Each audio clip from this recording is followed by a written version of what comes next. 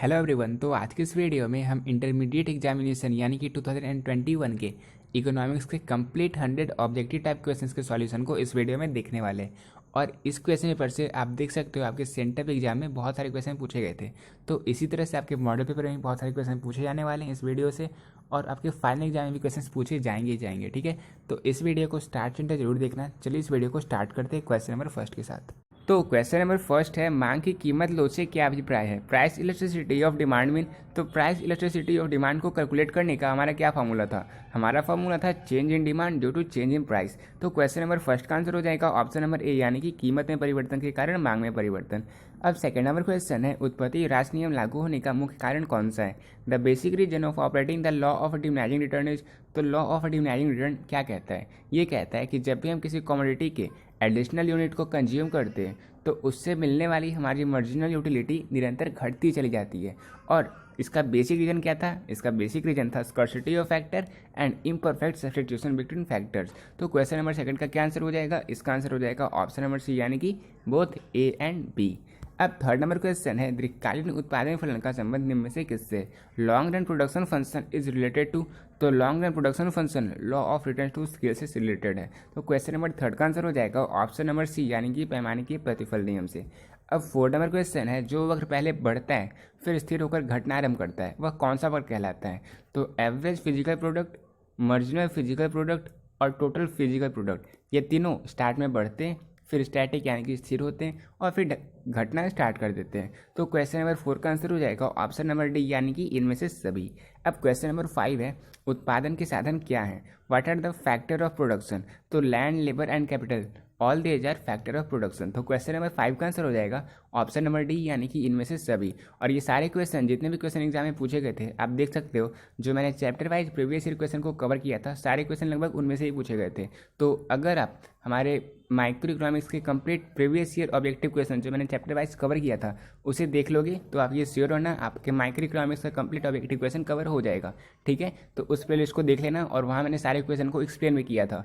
यहाँ मैं सारे क्वेश्चन को एक्सप्लेन इसलिए कर रहा हूँ क्योंकि अगर मैं ऐसा करूँगा तो वीडियो ज़्यादा लेंदी हो जाएगा, जो मुझे करना नहीं है। ठीक है, तो यहाँ हम बस क्वेश्चन और उसके आंसर को देखेंगे। अब क्वेश्चन नंबर 6 है, निम्नलिखित में से कौन स्थिर लागत नहीं है। Which of the following is not fixed cost, तो कॉस्ट ऑफ रॉ मटेरियल ये फिक्स्ड कॉस्ट नहीं होता, ये फिक्स्ड कॉस्ट के अंतर्गत नहीं आता। तो क्वेश्चन नंबर 6 का आंसर हो जाएगा ऑप्शन नंबर सी, यानी कि कच्चे माल की लागत। अब 7 नंबर क्वेश्चन है, अवसर लागत का वैकल्पिक नाम है। The alternative name of opportunity cost is, तो याद करो मैंने क्या बताया था, the next best alternative forgone is known as opportunity cost. और इसका एक और नाम क्या है, इसका एक और नाम क्या है, इसका एक और नाम है इकोनॉमिक कॉस्ट। तो क्वेश्चन नंबर 7 का क्या आंसर हो जाएगा, इसका आंसर हो जाएगा ऑप्शन नंबर ए, यानी कि आर्थिक लागत। अब 8 नंबर क्वेश्चन है, जब औसत लागत घट रही है तो सीमांत लागत औसत लागत की तुलना में कितनी होती है। When average cost is decreasing what status marginal cost has as compare to average cost. तो एवरेज कॉस्ट तभी घटती है या तो जब मार्जिनल कॉस्ट एवरेज कॉस्ट के इक्वल हो यानी कि घटता चला जाए, और या तो मार्जिनल कॉस्ट एवरेज कॉस्ट से ज़्यादा डिक्रीज हो। तो क्वेश्चन नंबर 8 का आंसर होगा ऑप्शन नंबर सी, यानी कि marginal cost is equal to और लेस देन एवरेज कॉस्ट। ठीक है, अब नेक्स्ट क्वेश्चन है, क्वेश्चन नंबर 9 है, निम्नलिखित में से किस बाजार दशा में सीमांत लागत यानी कि मार्जिनल रेवेन्यू शून्य अथवा ऋणात्मक हो सकता है। तो एकाधिकारी और एकाधिकारी प्रतियोगिता ये तीनों में मार्जिनल रेवेन्यू जीरो या नेगेटिव हो सकता है। मोनोपोली क्या होता है और मोनोपोलिस्टिक कंपटीशन क्या होता है, ये दो टाइप के मार्केट होते हैं और ये क्वेश्चन एग्जाम के लिए इंपॉर्टेंट है। सब्जेक्टिव पॉइंट ऑफ व्यू से आपको इन सभी का कंप्लीट फीचर पता होना चाहिए। ठीक है, तो आपको पता होगा, नहीं पता तो जब मैं सब्जेक्टिव करवाऊंगा तो वहाँ मैं इन सारे क्वेश्चन को करवाने वाला हूँ क्योंकि ये इंपॉर्टेंट है। ठीक है, 9 नंबर क्वेश्चन का आंसर हो जाएगा ऑप्शन नंबर सी, यानी कि बोथ ए एंड बी। अब 10 नंबर क्वेश्चन है, एकाधिकार एकाधिकारी प्रतियोगिता में होता है इन मोनोपोली एंड मोनोपोलिस्टिक कंपटीशन। तो मोनोपोली और मोनोपोलिस्टिक कंपटीशन में एवरेज रेवेन्यू मार्जिनल रेवेन्यू से ज़्यादा होता है। तो क्वेश्चन नंबर 10 का आंसर हो जाएगा ऑप्शन नंबर बी, यानी कि average revenue is greater then marginal revenue. अब 11 नंबर क्वेश्चन है, निम्नलिखित में से कौन सा मुद्रा का कार्य नहीं है। तो विच of the following is not a function of money, medium of exchange, store of value and unit of account. ये तीनों मनी के फंक्शन है लेकिन कीमत स्थिरता मुद्रा का कार्य नहीं है। तो क्वेश्चन नंबर 11 का आंसर हो जाएगा ऑप्शन नंबर बी, यानी कि प्राइस स्टेबिलिटी।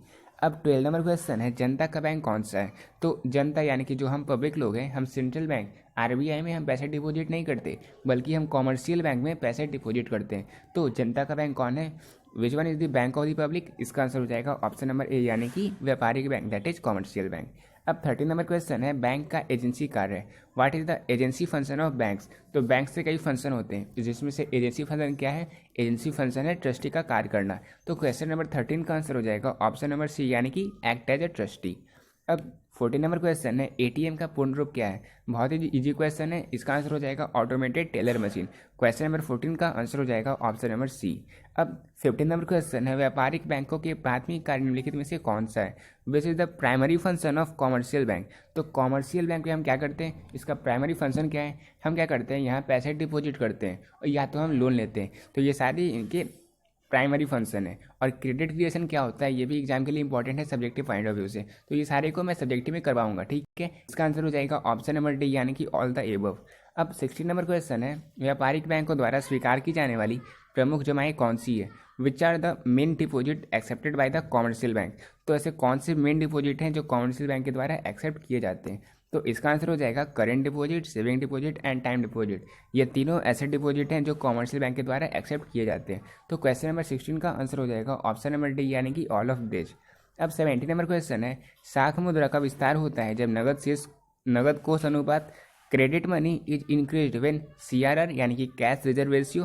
तो जब कैश रिजर्व रेशियो घटता है तो क्रेडिट मनी बढ़ता है। तो क्वेश्चन नंबर 17 का आंसर हो जाएगा ऑप्शन नंबर ए, ठीक है। अब 18 नंबर क्वेश्चन है केंद्रीय बैंक द्वारा कौन सी मुद्रा जारी की जाती है। विच type of currency is issued by the central bank. तो सेंट्रल बैंक के द्वारा करेंसी को इशू किया जाता है, ठीक है। क्वाइंस सेंट्रल बैंक के द्वारा इशू नहीं किया जाता। और अभी आप कमेंट बॉक्स में आंसर करना कि क्वाइंस किसके द्वारा इशू किया जाता है। क्वेश्चन नंबर 18 का आंसर होगा ऑप्शन नंबर ए, यानी कि करेंसी, ठीक है। और इसका आंसर कमेंट बॉक्स में जरूर आंसर करना कि क्वाइन को किसके द्वारा पब्लिश किया जाता है। 19 नंबर क्वेश्चन है निम्नलिखित में से कौन सा साख नियंत्रण का परिमाणात्मक उपाय नहीं है। Which is not a quantitative method of credit control. तो सिंपली आप देख सकते हो bank rate, open market operation और change in cash reserve ratio, ये तीनों क्वांटिटेटिव मेथड हैं, लेकिन नैतिक दबाव किसी भी तरह का परिमाणात्मक उपाय नहीं होता। तो क्वेश्चन नंबर 19 का क्या आंसर होगा, इसका आंसर हो जाएगा ऑप्शन नंबर बी, यानी कि नैतिक दबाव। अब 20 नंबर क्वेश्चन है भारतीय रिजर्व बैंक क्या है। तो इंडिया का central bank reserve bank of India को कहते हैं। तो क्वेश्चन नंबर 20 का आंसर हो जाएगा ऑप्शन नंबर ए, यानी कि central bank. Reserve bank of India is central bank, ठीक है। 21 नंबर क्वेश्चन है संतुलन कीमत के निर्धारक घटक निम्नलिखित में से कौन से। Which are the following factor determine equilibrium price. तो जिस प्राइस पे डिमांड और सप्लाई दोनों इक्वल हो जाए वो कहलाता है इक्विलिब्रियम प्राइस। तो हमारा जो इक्विलिब्रियम प्राइस है वो डिमांड और सप्लाई दोनों फैक्टर पे डिटरमाइन है, दोनों पे डिपेंडेंट है। तो क्वेश्चन में 21 का आंसर हो जाएगा ऑप्शन नंबर सी, यानी कि बोथ ए एंड बी। अब 22 नंबर क्वेश्चन है निम्नलिखित में से किसने कीमत निर्धारण प्रक्रिया में समय तत्व का विचार प्रस्तुत किया। तो प्राइस डिटर्मिनेशन प्रोसेस में टाइम एलिमेंट का विचार मार्शल ने प्रस्तुत किया था। तो क्वेश्चन नंबर 22 का आंसर हो जाएगा ऑप्शन नंबर सी, यानी कि मार्शल ने, ठीक है। अब 23 नंबर क्वेश्चन है पूर्ण प्रतियोगिता में किसी वस्तु का मूल्य निर्धारित होता है। The price of good in perfect competition is determined by. तो परफेक्ट कॉम्पिटिशन में किसी भी गुड्स का प्राइस डिमांड और सप्लाई दोनों फैक्टर पे डिटरमाइन होता है, दोनों से निर्धारित होता है। तो क्वेश्चन नंबर 23 का आंसर हो जाएगा ऑप्शन नंबर डी, यानी कि मांग एवं पूर्ति द्वारा। अब 24 नंबर क्वेश्चन है पूर्ण प्रतियोगिता में firm in perfect competition of firm. तो परफेक्ट कॉम्पिटिशन में जो फर्म होता है वो प्राइस टेकर होता है, यानी कि वो प्राइस ऑब्टेन करता है, वो कीमत को ग्रहण करती है। प्राइस टेकर क्या होता है, प्राइस मेकर क्या होता है, ये दोनों टर्म्स आपने जब डिफरेंट फॉर्म ऑफ मार्केट को पढ़ा था तो आपको पता चला होगा, ठीक है। 24 नंबर क्वेश्चन का आंसर हो जाएगा ऑप्शन नंबर बी, यानी कि कीमत को ग्रहण करती है। 25 नंबर क्वेश्चन है अति अल्पकाल में पूर्ति होगी। In very short period supply will be. तो बहुत ही शॉर्ट पीरियड के लिए सप्लाई परफेक्टली इनइलास्टिक होता है, पूर्णतः बेरोजगार होता है। तो क्वेश्चन नंबर 25 का आंसर हो जाएगा ऑप्शन नंबर बी, यानी कि परफेक्टली इनइलास्टिक। 26 नंबर क्वेश्चन है प्रत्येक बाजार दशा में एक फर्म के संतुलन के लिए कौन सी शर्त पूरी होनी आवश्यक है। In every market situation which condition is necessary to be fulfilled form equilibrium. तो इस क्वेश्चन को भी मैंने जब चैप्टर वाइज कवर किया था क्वेश्चंस को, तो मैंने आपको बताया था और एक्सप्लेन भी किया था। तो क्वेश्चन नंबर 26 का आंसर क्या होगा, इसका आंसर हो जाएगा ऑप्शन नंबर डी, यानी कि बोथ बी एंड सी, यानी कि marginal revenue is equal to marginal cost and marginal cost curve cuts marginal revenue curve from below, यानी कि नीचे से काटे, ठीक है। मार्जिनल रेवेन्यू वक्र को नीचे से काटे। इसका आंसर हो गया ऑप्शन नंबर डी, यानी कि बी और सी दोनों। 27 नंबर क्वेश्चन है सामयिक कीमत का निर्धारण निम्न में से किसके द्वारा स्थापित होता है। विच डिटरमाइन द इक्विलिब्रियम प्राइस। बहुत ईजी क्वेश्चन है, मैंने आपको बता दिया सप्लाई और डिमांड दोनों इक्विलिब्रियम प्राइस को डिटरमाइन करते हैं। तो क्वेश्चन नंबर 27 का क्या आंसर हो जाएगा, इसका आंसर हो जाएगा ऑप्शन नंबर सी, यानी कि बोथ ए एंड बी। अब क्वेश्चन नंबर 28 है, लगान है रेंट इज। तो जब हम एक्चुअल रेवेन्यू से ट्रांसफर अर्निंग को माइनस कर देते हैं, यानी कि वास्तविक आय से जब हम हस्तांतरण आय को माइनस कर देते हैं तो हमारा रेंट निकल कर आता है। तो क्वेश्चन नंबर 28 का आंसर हो जाएगा ऑप्शन नंबर ए।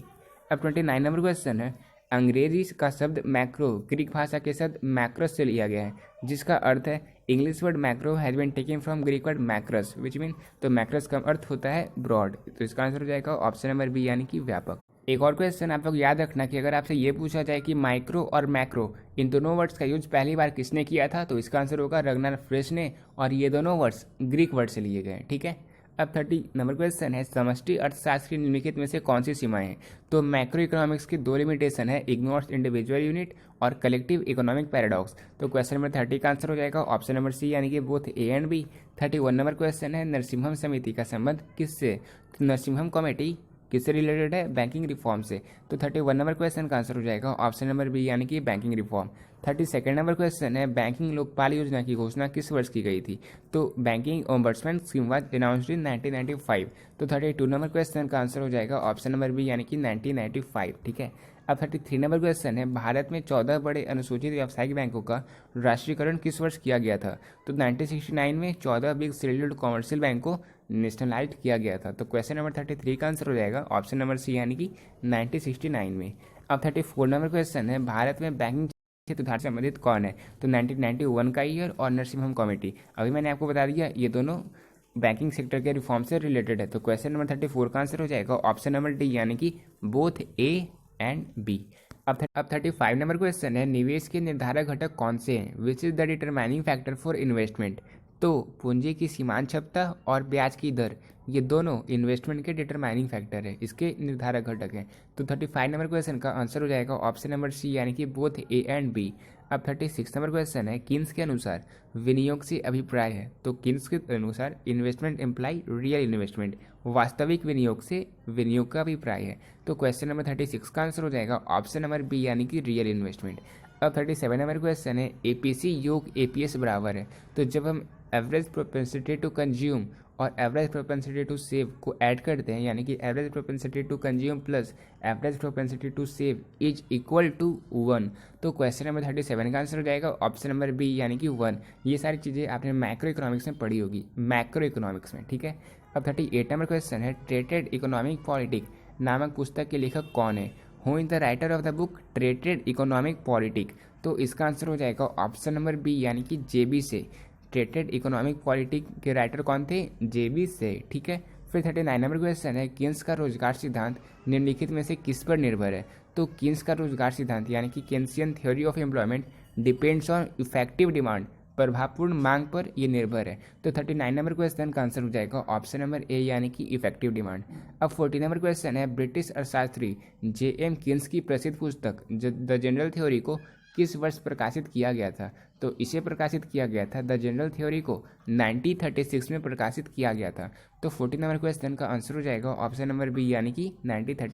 अब 41 नंबर क्वेश्चन है, किसी वस्तु में मानवीय आवश्यकता की पूर्ति की क्षमता को कहते हैं। The ability of satisfying human want in a good is called it. तो it is called its utility. Question number 41 का आंसर हो जाएगा ऑप्शन नंबर सी यानी कि उपयोगिता।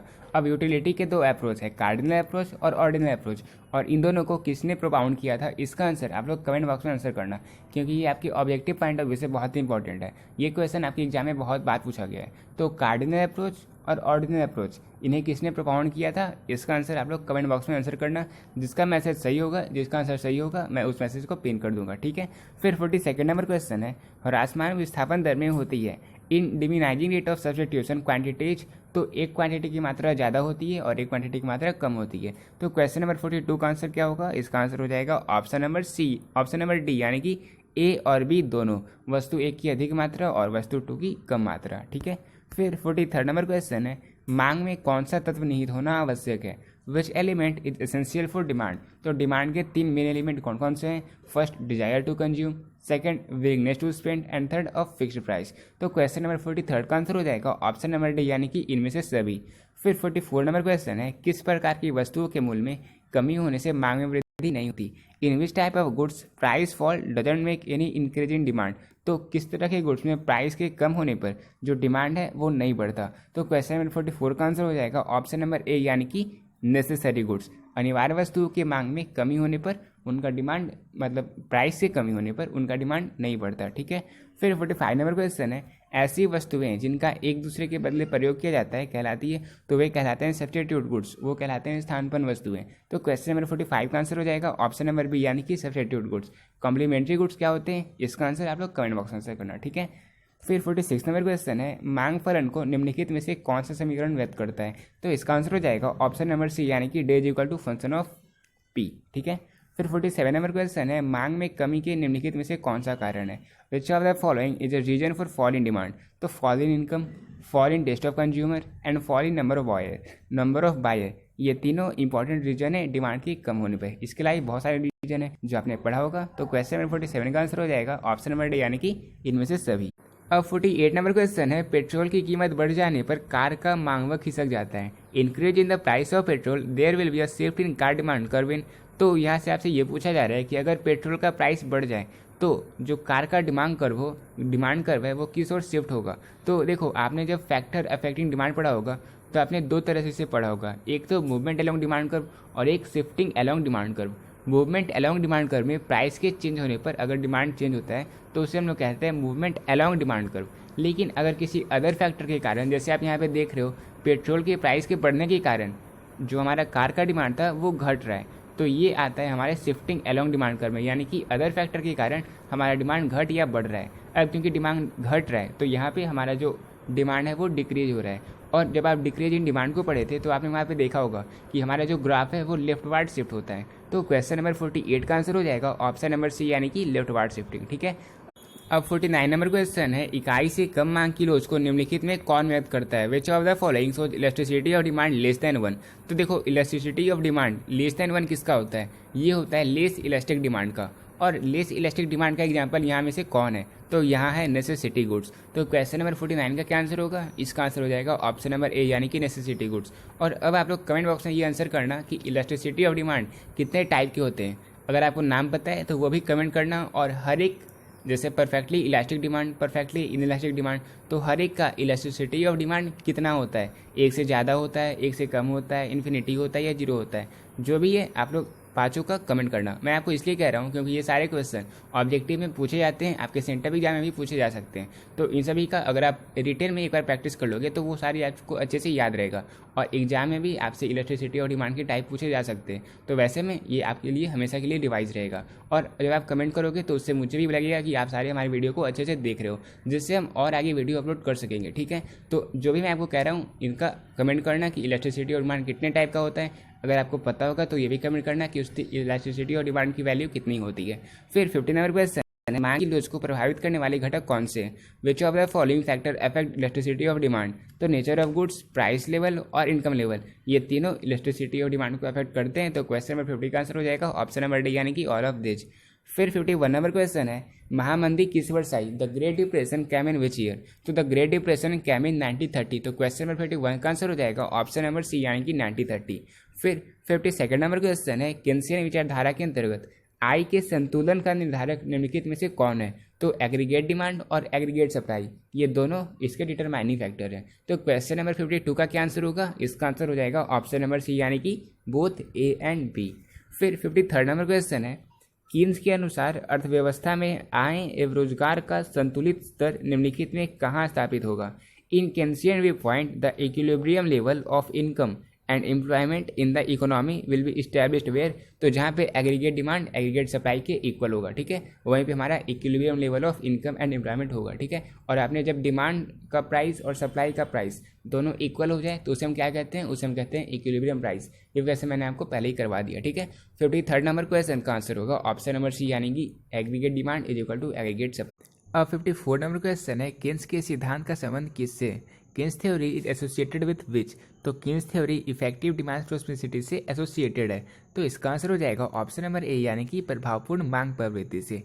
अब 55 नंबर क्वेश्चन है, केन्स का गुणक सिद्धांत निम्नलिखित में किसके बीच संबंध स्थापित करता है। तो ये संबंध स्थापित करता है इन्वेस्टमेंट और इनकम के बीच, ठीक है। ये बहुत इंपॉर्टेंट क्वेश्चन है, इसे आप लोग अच्छे से याद रखना।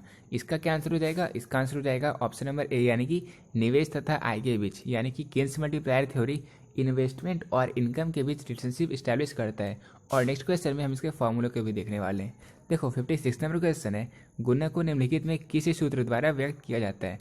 तो इसका फॉर्मूला होता है चेंज इन या फिर increase in investment due to increase in income, यानी कि इसका आंसर हो जाएगा option number B, that is delta Y divided by delta I. ठीक है, increase in investment due to increase in income.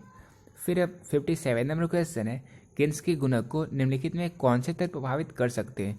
तो मार्जिनल प्रोस्पेंसिटी टू सेव और marginal प्रोस्पेंसिटी to consume, ये दोनों ऐसे फैक्टर हैं जो किन्स मल्टीप्लायर को अफेक्ट करते हैं। तो इसका भी आंसर हो जाएगा ऑप्शन नंबर सी, यानी कि बोथ ए एंड बी। अब 58 नंबर क्वेश्चन है, एमपीसी का मान क्या है? What is the value of MPC? तो देखो एमपीसी का मान हमेशा 0 से ज़्यादा और 1 से कम होता है। तो इसका आंसर क्या होगा? इसका आंसर हो जाएगा ऑप्शन नंबर सी, यानी कि 0 से अधिक किंतु 1 से कम। अब 59 नंबर क्वेश्चन है, यदि एमपीसी जी इज इक्वल टू 0.5 और आरंभिक विनियोग 100 करोड़ है तो अर्थव्यवस्था में कुल आय में वृद्धि होगी। आप देख सकते हो यहाँ भी आपका एमपीसी 1 से कम और 0 से ज़्यादा है, यानी कि 0.5 है, और यहाँ हमें इनकम को कैलकुलेट करना है, इंक्रीज इन इनकम को हमें कैलकुलेट करना है। ठीक है, तो देखो क्या करेंगे, हम करेंगे इन्वेस्टमेंट डिवाइडेड बाई एमपीसी। तो क्या हमारे निकल कर आएगा 100/0.5 इज इक्वल टू 200 करोड़, यानी कि 59 नंबर क्वेश्चन का आंसर हो जाएगा option number C, that is 200 crore. ठीक है, इसका आंसर हो जाएगा ऑप्शन नंबर सी। अब 60 नंबर क्वेश्चन है, रोजगार गुणक सिद्धांत के जनक कौन थे? हुम was the father of the theory of employment multiplier? तो थ्योरी ऑफ एम्प्लॉयमेंट मल्टीप्लायर के जनक किन्स को कहा जाता था?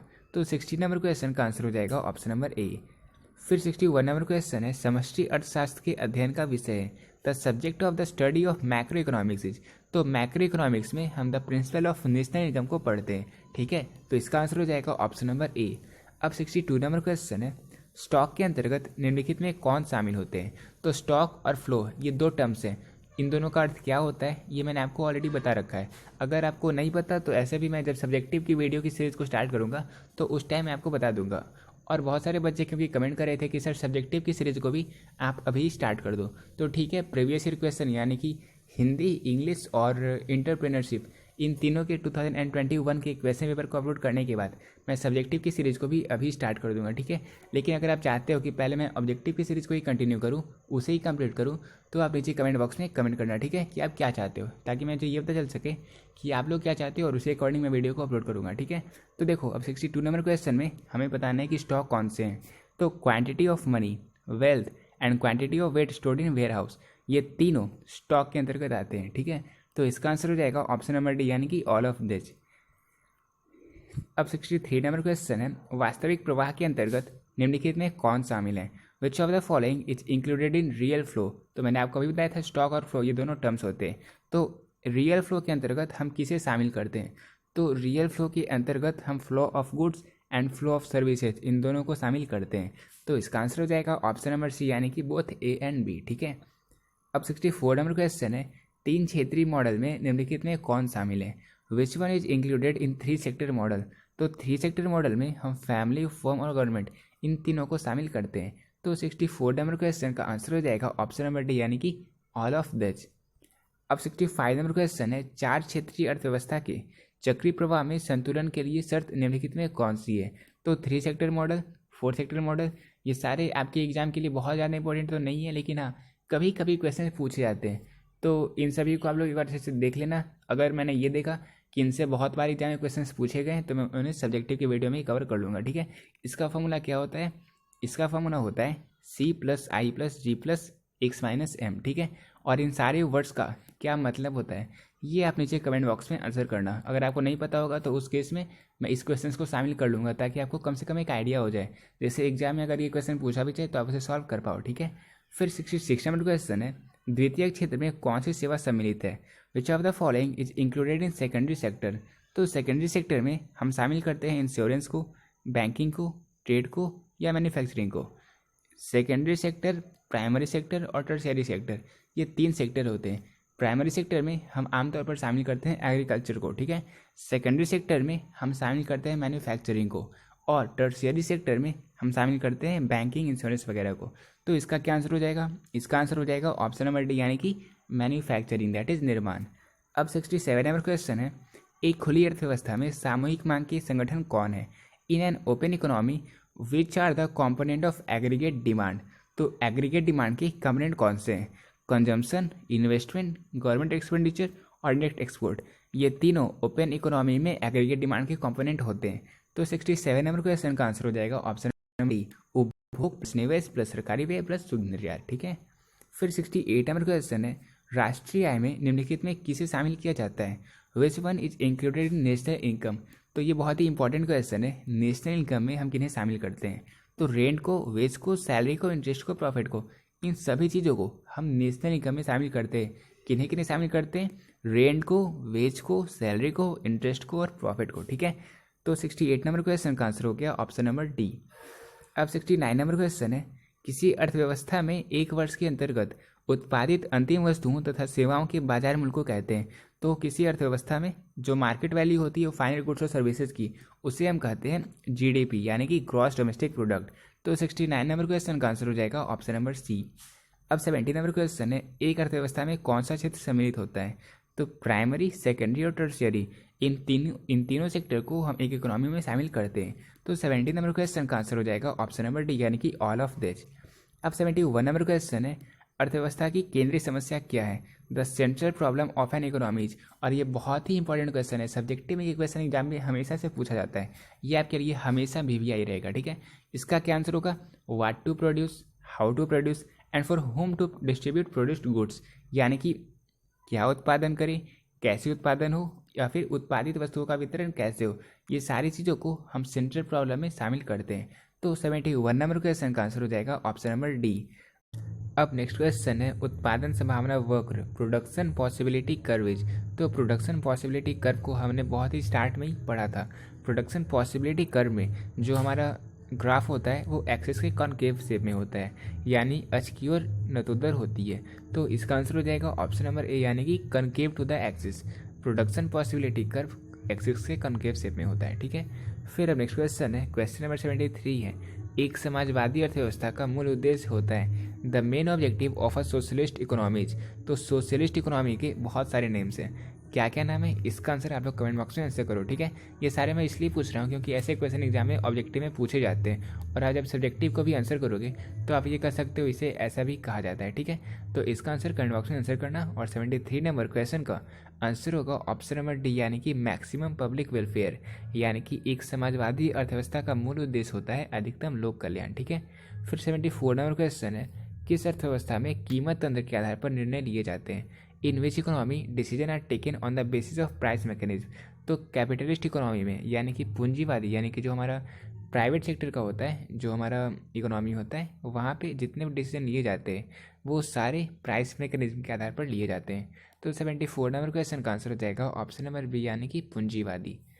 अब 75 नंबर क्वेश्चन है, सबसे पहले माइक्रो शब्द का प्रयोग करने वाले कौन थे? तो सबसे पहले माइक्रो शब्द का यूज किसने किया था?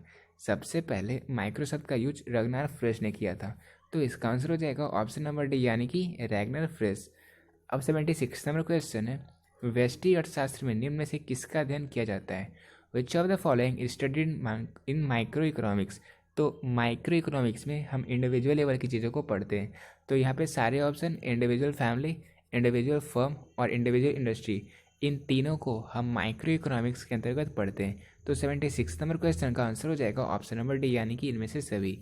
अब 77 नंबर क्वेश्चन है, उपयोगिता का गणनवाचक सिद्धांत निम्न में किसको प्रस्तुत किया? होंगे the cardinal concept of utility. तो यूटिलिटी की कार्डिनल कॉन्सेप्ट और ऑर्डिनल अप्रोच, ये दो अप्रोच किसने दिया था? और ये क्वेश्चन आप याद करो आपके सेंटअप एग्जाम में भी पूछे गए।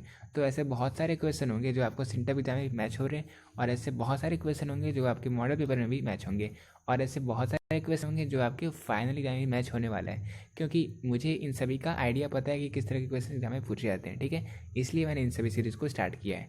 तो 77 नंबर क्वेश्चन का आंसर हो जाएगा ऑप्शन नंबर ए यानी कि कार्डिनल कॉन्सेप्ट ऑफ यूटिलिटी को मार्शल ने दिया था। वही ऑर्डिनल अप्रोच को किसने दिया था? वो दिया था हिक्स एंड एलन ने। ठीक है। फिर 78 नंबर क्वेश्चन है, जब कुल उपयोगिता अधिकतम होती है तब सीमांत उपयोगिता, व्हेन TU यानी कि total utility become maximum then marginal utilities. तो जब टोटल यूटिलिटी मैक्सिमम होता है तो जो मार्जिनल यूटिलिटी होता है वो 0 पे होता है, फिर मार्जिनल यूटिलिटी घटना स्टार्ट हो जाता है और उसी अकॉर्डिंग जो हमारा टोटल यूटिलिटी होता है वो भी घटना स्टार्ट हो जाता है। ठीक है, वो निगेटिव हो जाता है हमारा मार्जिनल यूटिलिटी, जिसके कारण हमारा टोटल यूटिलिटी घटना स्टार्ट हो जाता है। तो 78 नंबर क्वेश्चन का आंसर हो जाएगा ऑप्शन नंबर सी यानी कि शून्य होती है। अब 79 नंबर क्वेश्चन है, उदासीनता वक्र होता है इनडिफरेंस कर्विज, तो indifference curve convex to the origin होता है, यानी कि इसका आंसर हो जाएगा option number A that is मूल बिंदी की ओर उन्तोदर। फिर 80 नंबर क्वेश्चन है, तटस्था वक्र का झुकाव होता है, यानी कि इनडिफरेंस कर्व जो होता है वो क्या होता है, क्योंकि ये कॉन्वेक्स शेप में होता है, ये इसका जो ओरिजिन से कॉन्वेक्स शेप में ये होता है और ये लेफ्ट से राइट की ओर मूव करता है, वो स्लोप करता है। तो 80 नंबर क्वेश्चन का आंसर हो जाएगा ऑप्शन नंबर बी। फिर 81 नंबर क्वेश्चन है, which is a method of producer equilibrium, तो प्रोड्यूसर इक्विलिब्रियम का इनमें से कौन सा मेथड है। तो देखो यहाँ पे जो हमारा total revenue and total cost method और marginal revenue and marginal cost method, ये दोनों प्रोड्यूसर इक्विलिब्रियम के ही मेथड है। तो इसका आंसर हो जाएगा ऑप्शन नंबर सी यानी कि ए और बी दोनों। अब 82 नंबर क्वेश्चन है, अन्य बातें समान रहें तो वस्तु की कीमत तथा पूर्ति की मात्रा में धनात्मक संबंध क्या करता है। अब इसे हम इंग्लिश में भी देख लेते हैं। If other things being same, what does the positive relationship between price and supply quantity signify, तो it signify the law of supply, यानी कि 82 नंबर क्वेश्चन का आंसर हो जाएगा option number C that is ये पूर्ति का नियम है। अब 83 नंबर क्वेश्चन है, वस्तु की उस मात्रा को क्या कहते हैं जिसे विक्रेता निश्चित समय, बाजार तथा कीमत पर बेचने के लिए तैयार हो। What is called that quantity of goods which a seller become ready to sell in the market at fix price and at a particular time, तो इट इज़ कॉल्ड सप्लाई। ठीक है, वो सप्लाई कर रहे हैं, तो इसका आंसर हो जाएगा ऑप्शन नंबर ए यानी कि पूर्ति। अब 84 नंबर क्वेश्चन है, जब किसी वस्तु की पूर्ति में आनुपातिक परिवर्तन उसकी कीमत में होने वाले आनुपातिक परिवर्तन से अधिक होता है तो पूर्ति की लोच होगी। When the proportionate change in the supply of goods is more than the proportionate change in its price, the elasticity of supply will be greater than unity, यानी कि एक से ज़्यादा होगी। तो 84 नंबर क्वेश्चन का आंसर हो जाएगा ऑप्शन इकाई से अधिक। अब 85 नंबर क्वेश्चन है, निम्न में से कौन सी जोड़ा सही है, which of the following pair is correct. तो यहाँ पे ये सारे ऑप्शंस को आपको अच्छे से चेक करना है, तो इनका आंसर क्या होगा, perfectly elastic supply where ES is equal to, यानी कि elasticity of supply is equal to infinity, high elastic supply here elasticity of supply is greater than 1, perfectly inelastic supply here elasticity of supply is equal to 0, यानी कि ये सारे option सही है। तो इसका आंसर हो जाएगा ऑप्शन नंबर डी यानी कि इनमें से सभी। अब 86 नंबर क्वेश्चन है, यदि किसी वस्तु की कीमत में 60% की वृद्धि हो परंतु वस्तु पूर्ति में केवल 5% की वृद्धि हो तो वस्तु की पूर्ति होगी। तो क्योंकि यहाँ पे आप देख सकते हो वस्तु की कीमत में 60% की वृद्धि हुई है लेकिन उसकी पूर्ति में केवल 5% की वृद्धि हुई है, तो इसलिए इसका आंसर हो जाएगा कि ये पेलोचदार है। ठीक है, यानी कि ये इन इलास्टिक है। ठीक है, if the price of good rise by 60% but supply increase by only 5%, सिर्फ 5% उसका सप्लाई बढ़ रहा है, तो उस केस में जो सप्लाई होगा वो इन इलास्टिक होगा। ठीक है, उस गुड का सप्लाई इन इलास्टिक होगा। फिर 87 नंबर क्वेश्चन है, एकाधिकार बाजार किसे दर्शाता है, what does a monopolist market show. तो मोनोपोलिस्ट मार्केट क्या शो करता है, ये शो करता है बाजार की प्रवृत्ति को। तो 87 नंबर क्वेश्चन का आंसर हो जाएगा ऑप्शन नंबर सी यानी कि ट्रेंड ऑफ मार्केट। अब 88 नंबर क्वेश्चन है, पूर्ण प्रतियोगिता में निम्नलिखित में कौन सा कथन सही है, which of the following statement is true in perfect competition. तो परफेक्ट कॉम्पिटिशन क्या होता है आपको पता होगा, यहाँ पे बहुत ही लार्ज नंबर में बायर और सेलर होते हैं। डिफरेंट फॉर्म मार्केट के हर एक मार्केट के बारे में मैं आपको सब्जेक्टिव की वीडियो में अच्छे से बता दूंगा। ठीक है, तो 88 नंबर क्वेश्चन का आंसर हो जाएगा ऑप्शन नंबर डी, क्योंकि परफेक्ट कॉम्पिटिशन में फर्म प्राइस टेकर होता है ना कि प्राइस मेकर, और फर्म्स डिमांड हमेशा परफेक्टली इलास्टिक होता है और एवरेज रेवेन्यू मार्जिनल रेवेन्यू के समान होता है, क्योंकि यहाँ पे एक फिक्स प्राइस होता है जो कि सेम होता है हर एक टाइप के लिए। ठीक है, तो इसका आंसर हो जाएगा ऑप्शन नंबर डी यानी कि इनमें से सभी। अब 89 नंबर क्वेश्चन है, एकाधिकार की निम्नलिखित में कौन सा कथन सही है, which of the following is not a feature of monopoly. तो यहाँ पे हमें ये बताना है कि मोनोपोली की फीचर कौन सी नहीं है। तो मोनोपोली में फर्म तो प्राइस मेकर होता है, ये तो सही है। सेकंड ऑप्शन है one buyer and many seller. तो मोनोपोली में बायर तो बहुत सारे होते हैं लेकिन सेलर एक ही होता है, तो ये ऑप्शन यहाँ पे ये इसका फीचर नहीं है मोनोपोली का। तो इसका आंसर हो जाएगा ऑप्शन नंबर बी यानी कि एक क्रेता और अधिक विक्रेता ये एकाधिकार की विशेषता नहीं है, बिकॉज यहाँ पे एक सेलर होते हैं लेकिन बहुत सारे बायर होते हैं, ठीक है। तो 89 नंबर क्वेश्चन का आंसर हो जाएगा ऑप्शन नंबर बी। अब 90 नंबर क्वेश्चन है, निम्नलिखित में से कौन पूर्ण प्रतियोगिता की विशेषता नहीं है? Which of the following is not a feature of perfect competition. तो इनमें से कौन सा परफेक्ट कॉम्पिटिशन का फीचर नहीं है? Large number of buyer and seller, ये तो सही है। होमोजेनिटी ऑफ प्रोडक्ट, ये बिल्कुल सही है। एडवर्टीजमेंट एंड सेलिंग कॉस्ट, ये गलत है, ठीक है। फिर फोर्थ है perfect knowledge of the market, तो इसका आंसर हो जाएगा ऑप्शन नंबर सी, क्योंकि परफेक्ट कॉम्पिटिशन में एडवर्टीजमेंट और सेलिंग कॉस्ट की ज़रूरत नहीं होती, ठीक है, ये बिल्कुल नहीं होता। तो इसका आंसर हो जाएगा 90 नंबर क्वेश्चन का आंसर हो जाएगा ऑप्शन नंबर सी। अब 91 नंबर क्वेश्चन है, which service are included in tertiary sector. तो टर्शियरी सेक्टर में हम किसे शामिल करते हैं? हम माइनिंग, कंस्ट्रक्शन और एनिमल हस्बेंड्री, इन तीनों को टर्शियरी सेक्टर में शामिल नहीं करते, बल्कि संचार को यानी कि कम्युनिकेशन को हम इसमें शामिल करते हैं। तो 91 नंबर क्वेश्चन का आंसर हो जाएगा option number C, that is communication, ठीक है। फिर 92 नंबर क्वेश्चन है, प्राथमिक क्षेत्र में निम्नलिखित कौन शामिल है? तो लैंड, फॉरेस्ट और माइनिंग, इन तीनों को हम प्राइमरी सेक्टर में शामिल करते हैं। तो 92 नंबर क्वेश्चन का आंसर हो जाएगा ऑप्शन नंबर डी, यानी कि इनमें से सभी। अब 93 नंबर क्वेश्चन है, राष्ट्रीय आय के आकलन में किसी वस्तु या सेवा का मूल्य एक से अधिक बार शामिल करना कहलाता है। तो यहाँ पे जो हम देख रहे हैं ये होता है प्रॉब्लम ऑफ डबल काउंटिंग, जिसे हिंदी में हम कहते हैं दोहरी करना। तो इसका क्या आंसर हो जाएगा? इसका आंसर हो जाएगा ऑप्शन नंबर बी, यानी कि दोहरी करना, ठीक है, दैट इज डबल काउंटिंग। अब 94 नंबर क्वेश्चन है, वस्तु विनिमय प्रणाली की आवश्यक शर्तें कौन सी है? What are the necessary condition of barter system. तो बार्टर सिस्टम को हमने मनी एंड बैंकिंग में पढ़ा था। बार्टर सिस्टम एक ऐसा सिस्टम है जहाँ पे आपको पैसे की ज़रूरत नहीं होती, बल्कि आप सामान के बदले में सामान ही देते हैं। तो इसका बहुत ही नेसेसरी कंडीशन क्या है? Limited needs, limited exchange area और इकोनॉमिकली बैकवर्ड सोसाइटी, ये तीनों बार्टर सिस्टम के फीचर्स हैं, ठीक है। तो 94 नंबर क्वेश्चन का आंसर हो जाएगा ऑप्शन नंबर डी, यानी कि इनमें से सभी। ये सारे कंडीशन मैच होने चाहिए, तभी बार्टर सिस्टम यहाँ पे सक्सेसफुली अप्लाई किया जा सकता है। फिर 95 नंबर क्वेश्चन है, वस्तु विनिमय प्रणाली के निम्नलिखित में कौन सी लाभ है? What are the advantage of barter system. तो ये एक बहुत ही सिंपल सिस्टम है। मोर म्यूचुअल कोऑपरेशन, बिल्कुल सही है, आपसी सहयोग में वृद्धि होता है बार्टर सिस्टम से। फिर नो इकोनॉमिक डिस्पेरिटी, और यहाँ पे आर्थिक असमानताएं भी नहीं होती है। ये सारी फीचर्स यानी कि यहाँ पे बार्टर सिस्टम के सही दिए हुए हैं। तो 95 नंबर क्वेश्चन का आंसर हो जाएगा ऑप्शन नंबर डी, यानी कि इनमें से सभी। ये सारे बार्टर सिस्टम के एडवांटेज हैं। अब 96 नंबर क्वेश्चन है, मुद्रा के प्राथमिक कार्य के अंतर्गत निम्नलिखित में किसे शामिल किया जाता है? Which one is included in the primary function of money. तो मनी के प्राइमरी फंक्शन में हम किसे शामिल करते हैं? मनी के प्राइमरी फंक्शन में हम medium of exchange and measure of value, इन दोनों को शामिल करते हैं। ये मनी का प्राइमरी फंक्शन है, ठीक है। तो 96 नंबर क्वेश्चन का आंसर हो जाएगा option number C, that is A और बी दोनों।